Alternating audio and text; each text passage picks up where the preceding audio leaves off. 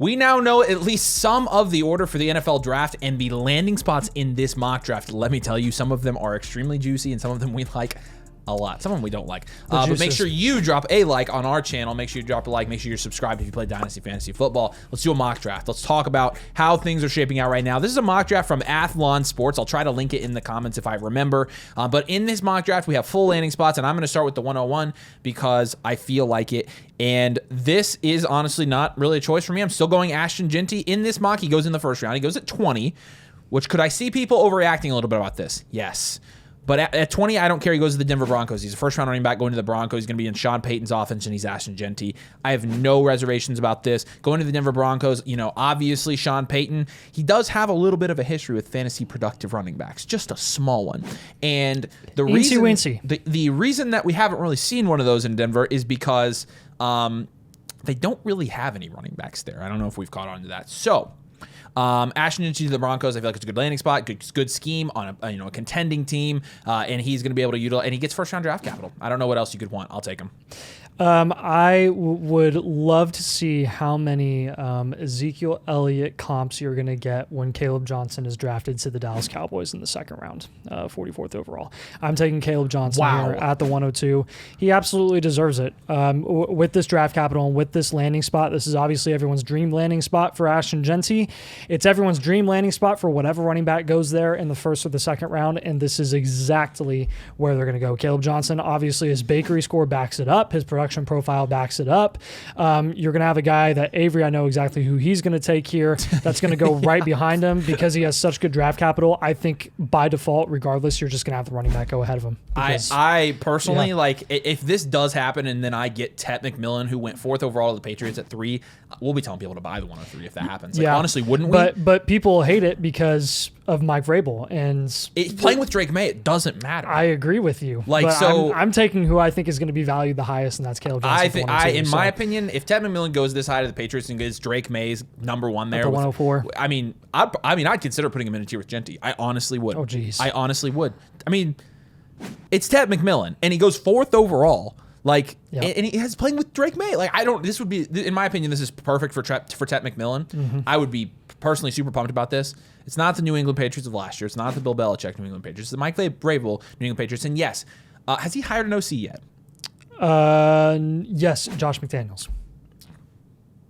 I don't dislike that. Neither do I. I think it's good. And I don't dislike that for Tet McMillan either.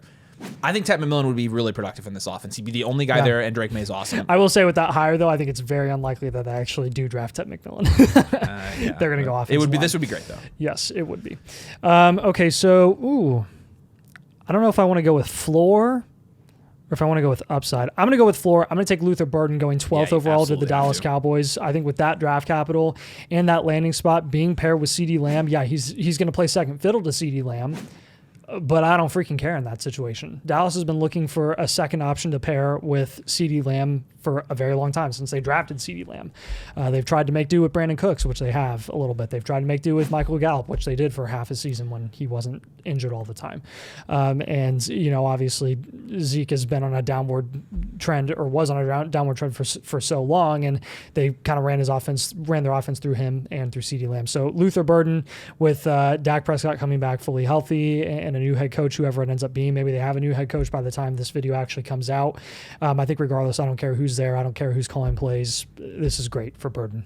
It's tough. Yeah, it's very tough. Because honestly, I think I'm going to take Amari Hampton here. I think that's who I was. Because honestly, when I'm looking at the quarterbacks, you've got Cam Ward going in the top 5, Shedeur going in the top 6. You've got Travis Hunter going at 1. You've got a tight end going to the Colts in the first round. You got Igbuka going in the first.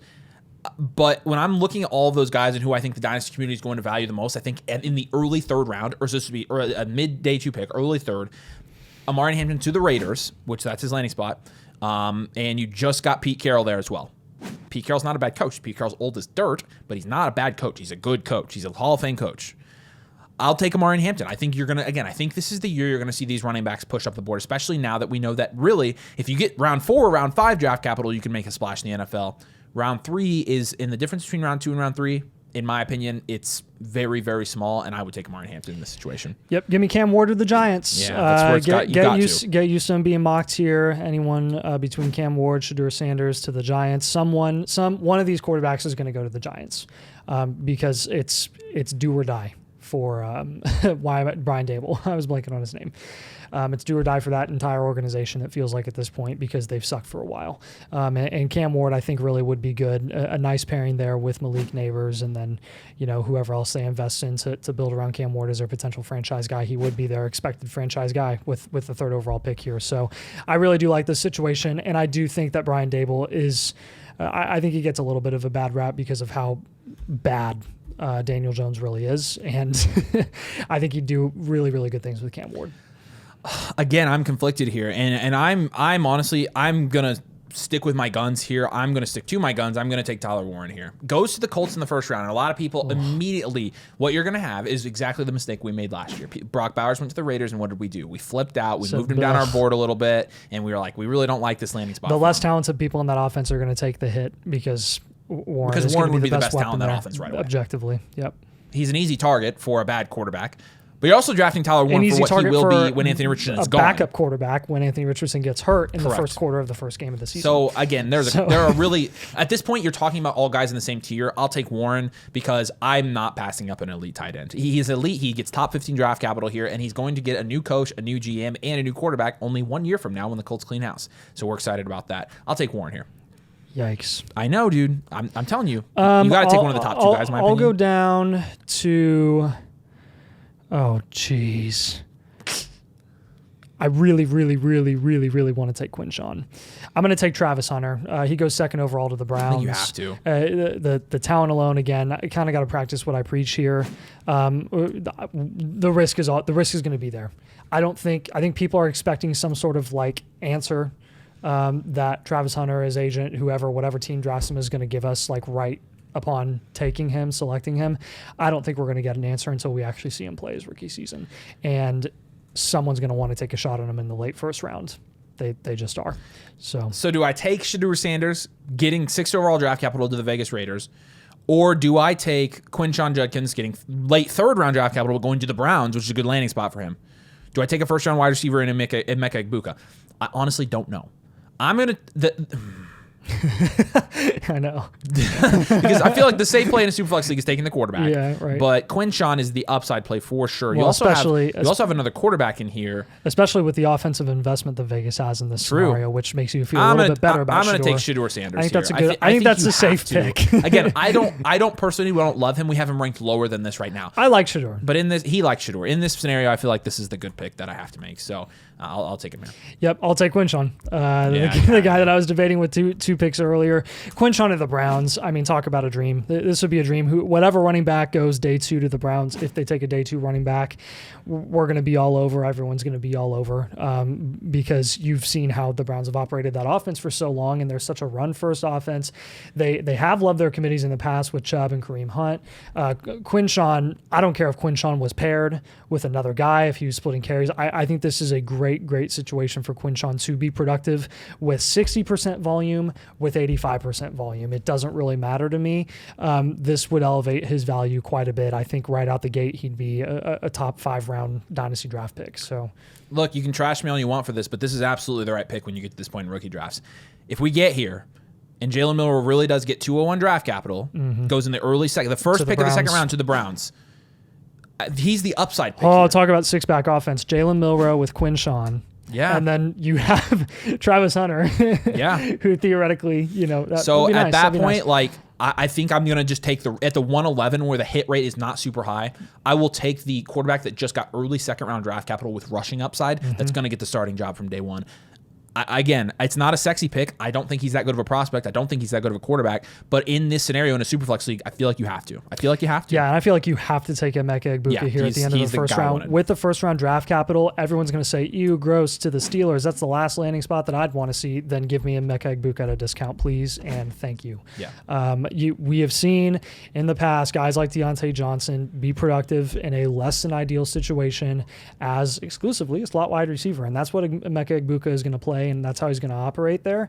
And to me, that's actually going to look really good for his production floor, which again is why we like him so much as a prospect heading into this year. He can only go so high with some of these high-end prospects that we're looking at this year, and that I think is going to merit him being pushed down a little bit by the landing spots that people prefer for like those day 2 running backs and guys like maybe Milroe who goes second round or something like that. Igbuka at the 112, got to take it. Yeah. We are now in the full swing of giving rookie draft advice, trying to figure out which picks we want to keep, which picks we want to move off of, which rounds we want to buy into, etc. for your specific team on your team blueprints. Get a team blueprint at flockfantasy.com/domain. You get a team blueprint, which is, again, your team archetype, your 3-year outlook, and then all of the moves built out of that. We have a process we go through when Nathan and I individually look at these teams for you and give you advice, and then we walk through them with you afterwards. You also get the infinite blueprint as well, which is an update on this blueprint that you have bought from us every single month with updated targets and then updated positional grades, updated roster tier, etc. And you get the rookie draft guide, which has all these guys in it, which is really well done, and the full bakery database, a ton more. Trade calculator, rankings, you get a ton of it. Flockfantasy.com/domain. Use code domain, annual Motherflocker tier to get a free blueprint and get all the stuff I just talked about. Again, it adds up to like $8 a month. And you support us, but you also get all of this and you get a free team blueprint. Flockfantasy.com/domain 201. I think now I'll just start deciding between my favorite of the wide receivers here. Jalen Royals and Matthew Golden got the same draft capital. They went 2 spots apart. I'll take Jalen Royals. Going to the Las Vegas Raiders. You've got Shedeur Sanders there, so you have a new quarterback as well. I think, I'm happy with this. I like Jalen Royals a lot. We have him ranked higher. I'll take him here in the early second. I think he would be a very good early second round pick. So I'll take TreVeyon Henderson going to the Texans in the 3rd round to, theoretically back up Joe Mixon. Who knows if that would turn into a 50-50 split while they phase out Mixon long term and then, ease TreVeyon Henderson into his full-time role there. It would take a little bit of time for immediate production, obviously, which is why he would be pushed down boards here. But if you can get a guy like a talent and a prospect profile like TreVeyon Henderson's right here at the beginning of the second rounds, again, talk about a dream for a second round pick. These landing spots, again, some of these aren't even ideal. Some guys that we really like as prospects aren't even going in the first projected top 3 rounds of this year's rookie class, and we're in the early second, and we have names that we really, really like and solid landing spots. I think the depth of this class is being a little overlooked right now. There's really only one guy here left that went in the first round, and it's Colston Love. And the reason he falls here is because he, is at a position where there's, it's tight end. Like, you're going to get a positional advantage at running back or wide receiver. They've been looking for a tight end forever, though. But the Rams have been, you had Tyler Higbee there, and Tyler Higbee was good in spurts, but didn't really work out. Who was the guy last year? They tried for Parkinson as well. Parkinson, thank you. And he didn't really do that much. He didn't really do anything. And he would be going here again, first round draft capital for a tight end and a decent landing spot. I'm good with it. I'll take him here in the second. I think he's the safe pick at this point.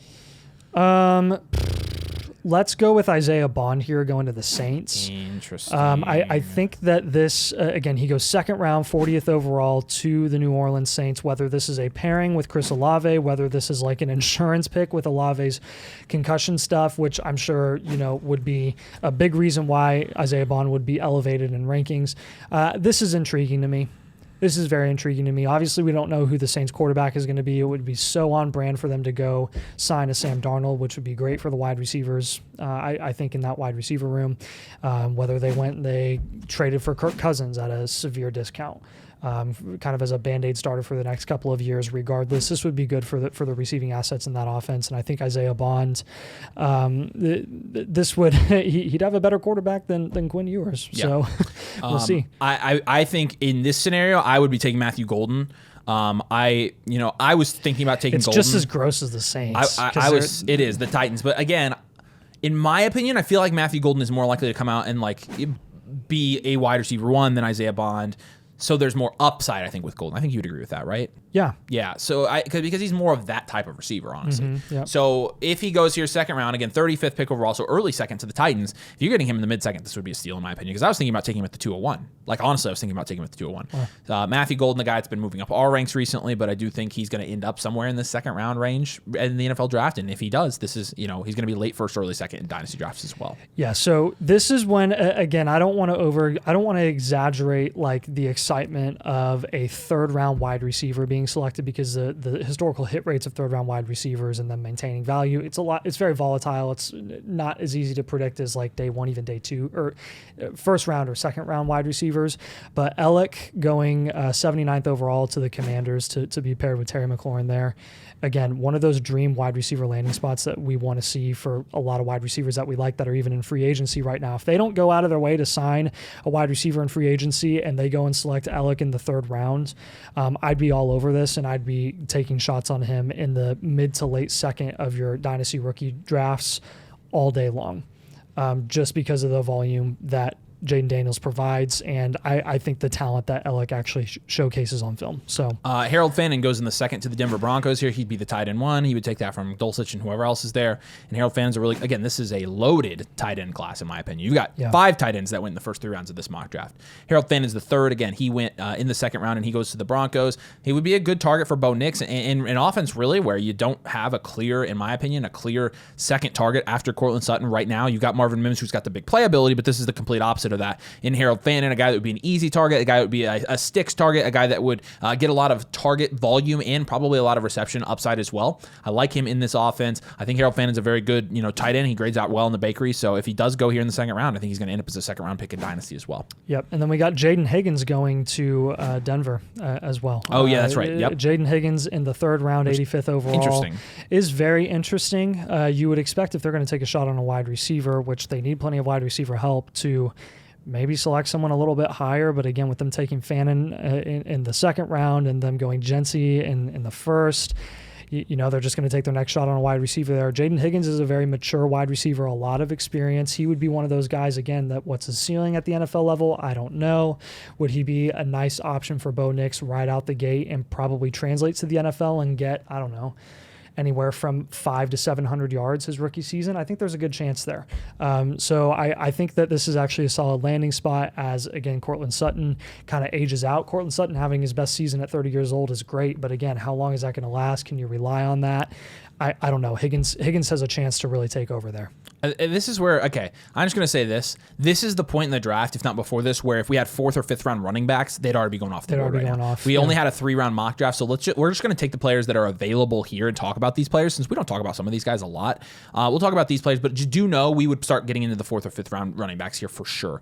You have a lot of quarterbacks that win the 3rd round, actually. You have 2 quarterbacks on the board. You also have a couple tight ends. I'll take Savion Williams going to the Chargers here. He does go in the 3rd round. He would be the second highest receiver left on the board, and again, he does go to a team where I think he would be more of a gadget guy, but more of a guy, let's get him in open space and see how he works.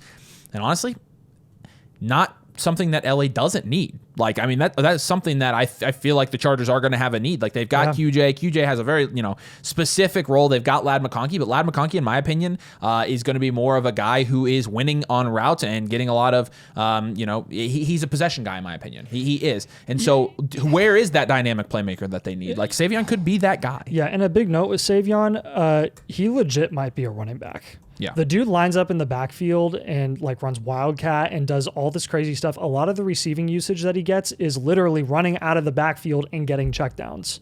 The guy might be a running back.